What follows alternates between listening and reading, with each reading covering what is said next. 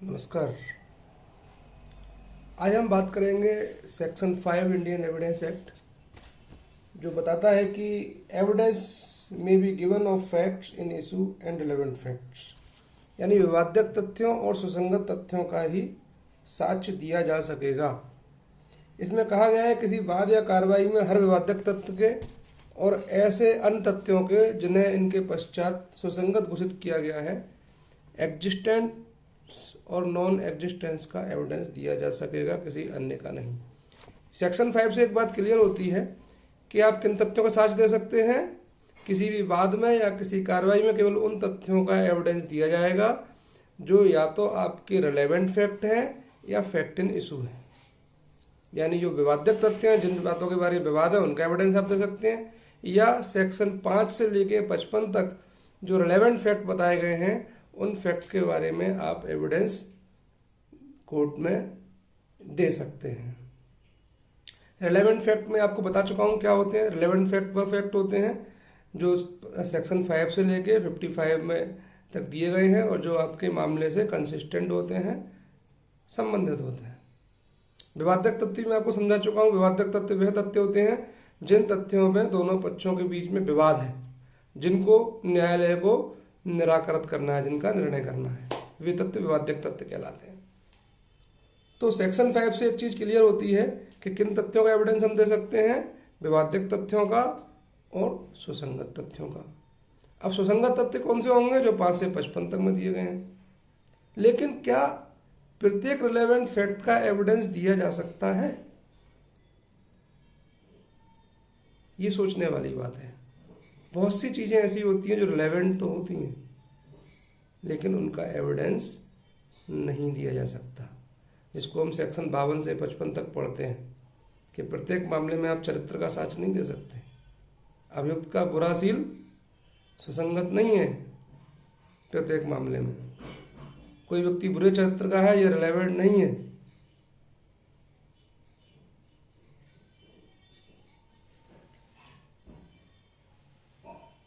किसी मामले में जरूरी नहीं है कि जो फैक्ट रिलेवेंट हो वह एडमिसिबल भी कर लिया जाए।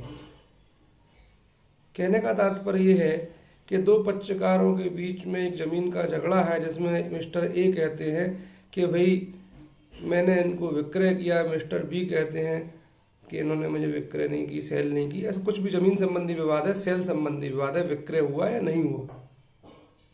अब जब विक्रय हुआ दो पक्षकारों के बीच में, तो जो सेल डीड है, विक्रय पत्र है, वो निश्चित ही रिलेवेंट है क्योंकि झगड़ा ही विक्रय का है। लेकिन अगर संपत्ति अंतरण अधिनियम की धारा 54 के अनुसार 100 रुपये से अधिक की स्थावर संपत्ति है, उसको आप रजिस्ट्रेशन नहीं कराते हैं तो वो विक्रय नहीं माना जाता, और इस प्रकार भले ही वो रिलेवेंट है, आप उसका एविडेंस नहीं दे सकते हैं। इसी प्रकार सिविल प्रक्रिया संहिता कहती है कि अगर आपका की कोई रिलीफ न्यायालय चाहते हैं तो अपनी प्लीडिंग में वर्णित कीजिए। अगर आपकी प्लीडिंग में वो वर्णित नहीं है तो भले ही वो रिलेवेंट है, बाद में आप उसको न्यायालय में नहीं उठा सकते। तो जरूरी नहीं है कि वो फैक्ट जो रिलेवेंट हैं वो एडमिसिबल भी हों। वो विधि संबंधी किन्हीं नियमों के कारण न्यायालय उन्हें इनएडमिसिबल भी कर सकता है, भले ही वो रिलेवेंट हो। तो जो भी न्यायालय एडमिसिबल करता है वो जरूर रिलेवेंट होता है, लेकिन जो भी रिलेवेंट है वो एडमिसिबल भी हो, वह जरूरी नहीं है। इस तथ्य को आपको ध्यान रखना है। सेक्शन 5 से रिलेटेड सेक्शन 136 है, जिसमें बताया गया है कि जब एक पक्षकार न्यायालय के सामने किसी फैक्ट का एविडेंस देने का प्रपोजल करता है तो न्यायालय ये पूछ सकता है कि अगर ये फैक्ट प्रूव हो गया तो बताइए ये किस प्रकार से रिलेवेंट होगा। और जब आप उन न्यायालय की संतुष्टि कर देते हैं भैया ये इस प्रकार से रिलेवेंट होगा, तभी वो उसको ग्रहण करेगा। और अगर न्यायालय को लगता है कि नहीं ये फैक्ट साबित हो गया तो कोई रिलेवेंसी इसकी नहीं बनती है, तो न्यायालय उसको इनएडमिसिबल कर सकता है, अग्राह्य कर सकता है, इनकार कर सकता है। ये तथ्य को ध्यान रखना चाहिए। अब सुसंगत तथ्यों का आप दे सकते हैं। सेक्शन 5 कह रहा है विवादक तथ्यों का दे सकते हैं। मिस्टर ए ने मिस्टर बी की हत्या की, तो विवादक तथ्य क्या हुए? क्या उसका जान से मारने का इरादा था?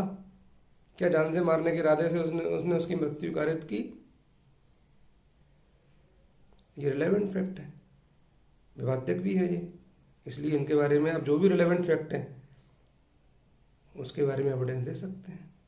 अब उसके बारे में क्या रिलेवेंट हो सकता है कि भैया मिस्टर ए को मिस्टर बी ने मारते हुए देखा, ये उस समय चिल्ला रहा था कि मैं तुम्हें जान से मार दूंगा, तुमने मेरी ज़मीन पर कब्जा कर लिया है। उसके कपड़े खून से सने हुए थे, उसके हाथ में चाकू था, उनकी पहले से दुश्मनी चल रही थी, वो उसके घर में प्रवेश करते हुए उसको देखा गया। ये सारे फैक्ट रिलेवेंट हो सकते हैं। उसने किसी से कन्फेशन किया कि मैंने उसको मारा है, रिलेवेंट हो सकता है। सेक्शन 5 के बाद जितने भी हम सेक्शन 5 के बाद जितने भी पढ़ते हैं, सेक्शन 6 एक ही समय व्यवहार होने वाले तथ्य रजिस्ट्रेस्ट रिलेवेंट है। सेक्शन 7 प्रसंग हेतु क्या परिणाम, जो किसी मामले का ओकेजन बताते हैं, मोटिव बताते हैं, रिजल्ट बताते हैं।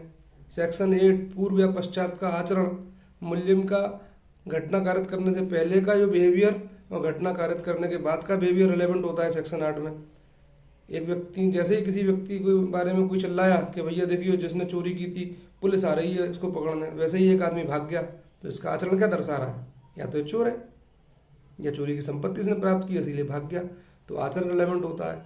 सेक्शन 9 में समय और स्थान स्थिर करने वाले तथ्य, इंट्रोडक्टरी फैक्ट, शनाख्त परेड, ये सेक्शन 9 में होती है। सेक्शन 10 में षड्यंत्र को साबित करने वाले जितने भी फैक्ट हैं, षड्यंत्रकारियों द्वारा जो भी बातें कही गई की गई वो सारी रिलेवेंट होती हैं। सेक्शन 11 में प्ली ऑफ एलवाई रिलेवेंट होता है। सेक्शन 12 में जो नुकसानी साबित करने वाले तथ्य होते हैं, कितनी रकम मिलनी चाहिए, वो रिलेवेंट होते हैं। सेक्शन 13 में रूढ़ी या अधिकार के बारे में कोई एग्जाम्पल्स है कि कब ये रूढ़ी बनी थी, कब खत्म की गई थी, रिलेवेंट होता है। इसी प्रकार बहुत सारे सेक्शन 55 तक रिलेवेंट फैक्ट दिए गए हैं, वो सारे रिलेवेंट फैक्ट का एविडेंस हम यहाँ पर दे सकते हैं। तो ये चीज़ आपको ध्यान रखना है कि रिलेवेंट फैक्ट का एविडेंस हम दे सकते हैं एवं विवादक तथ्यों का एविडेंस दे सकते हैं, लेकिन जरूरी नहीं है वो रिलेवेंट हो तो वो एडमिसिबल भी हो। कुछ रिलेवेंट फैक्ट भले ही हों लेकिन कुछ टेक्निकल कारणों से उनको कोर्ट अग्राह्य घोषित कर सकता है। इस चीज़ को आपको ध्यान रखना है। इसलिए कहा गया है सिविल प्रक्रिया संहिता में कोई भी डॉक्यूमेंट अगर आपको पेश करना है तो सर्वप्रथम अवसर पर पेश कर दीजिए, या तो इशू बनने के समय या इशू बनने के पहले, उसके बाद कोर्ट आपको परमिशन नहीं देगा। ये ध्यान रखने वाली बात है। सादा बंधक सदैव रजिस्टर्ड होता है। अब दो लोगों के बीच में मॉर्टगेज हुआ, मॉर्टगेज का विवाद चल रहा है, हमने इसको इतनी राशि वसूलना है, इतनी राशि दी। अब वो भले ही वो मॉर्टगेज का जो आपने डीड बनाई है, जो आपने डॉक्यूमेंट तैयार किया, भले ही रिलेवेंट है, लेकिन सादा बंधक है तो रजिस्टर्ड होना चाहिए, रजिस्टर्ड है नहीं तो भले ही वो रिलेवेंट है लेकिन एडमिसिबल होगा, अग्राह्य होगा, कोर्ट उसको एडमिसिबल नहीं करेगा। तो हम कह सकते हैं जो कुछ भी कोर्ट ग्राह्य करता है वो सुसंगत है, लेकिन जरूरी नहीं है जो कुछ सुसंगत है वह ग्राह्य भी किया जाए। तो ये चीज़ ध्यान रखना है। ये क्वेश्चंस भी कई बार आते हैं कि भैया जो कुछ सुसंगत है वो ग्राह्य भी होगा या नहीं, तो डिस्क्रिप्शन इसका करना पड़ता है कोर्ट के सामने एग्जाम्स में। तो आपको इस चीज़ को ध्यान रखना है। आपसे विनम्र निवेदन है कि मेरे चैनल को सब्सक्राइब करें और बेल आइकॉन पर क्लिक करें। और एक बार जब भी आप पढ़ें कि किन तथ्यों का साहस दिया जाएगा तो सेक्शन 5 और सेक्शन 136 एविडेंस एक्ट जरूर पढ़ें। जय हिंद, जय भारत।